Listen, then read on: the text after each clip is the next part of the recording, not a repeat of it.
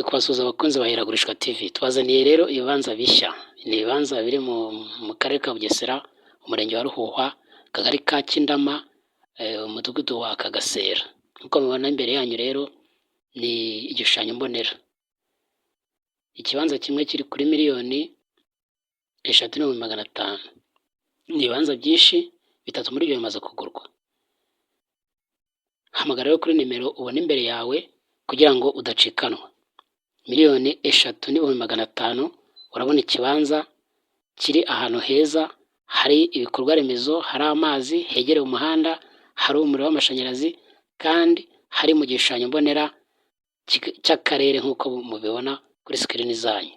Ntimucikwe rero, bwira inshuti yawe, bwira umuvandimwe, bwira undi wese ukunda, kuko iyi ni inkuru y'abakundana, ntabwo ari inkuru ibonetse yose.